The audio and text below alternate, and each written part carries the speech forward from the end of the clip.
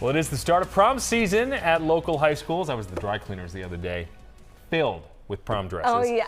Okay. And for a lot of teenagers, choosing that perfect dress might be even more important than picking the perfect date. Here to explain, Dr. Khadijah Booth Watkins, a psychiatrist and the associate director of the Clay Center for Young Healthy Minds at Massachusetts General Hospital. Good to see you.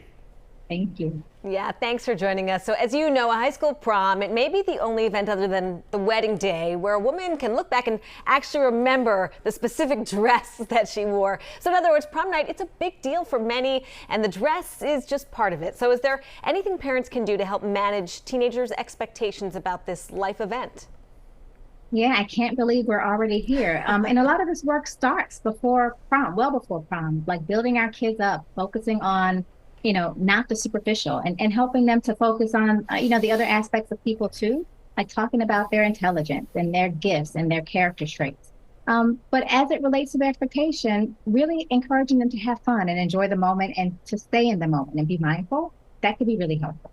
All right, of course, a prom dress that's too short or too revealing for one generation may be, and I'm reading here, on fleek. I can't believe he That's said it, slang Dr. for Booth Watkins. perfect for the current group of teens. All right, so what do you think parents should know about setting strict guidelines? I can't believe he said it either. I think it might be a little bit too late to set guidelines now. Like, these are things that we, again, should be talking about before.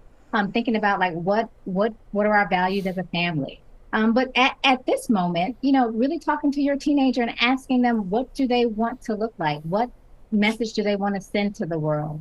How do they feel in the dress or the clothes that they've chosen? And really emphasize, how do you feel? Not what are your friends going to be wearing and why is it okay for everybody else? But really, like, what makes you feel comfortable? What makes you enjoy this look? And really kind of having a conversation and engage around it. Really, at this point, is really a little bit too late to try to, like, put the limits on what they can and can't wear to some extent. Can't put the genie back in the bottle. Right, so talk about it sooner, I Yeah. guess. So another prom tradition, photos. For some, that's stressful. They may have issues with body image. That goes to the clothing as well, or they might worry about what could be posted on social media. So what's your advice to that? This can be really tough.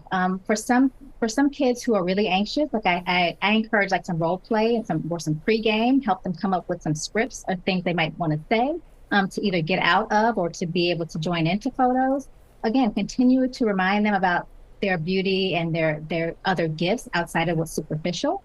And really encourage them that this is like a once in a lifetime opportunity. Like, this is really a big milestone, and for them to enjoy it and have fun. And if there's anything that is making them not enjoy it and have fun, to walk away and give them that permission. And again, give them some talking points to be able to do that smoothly.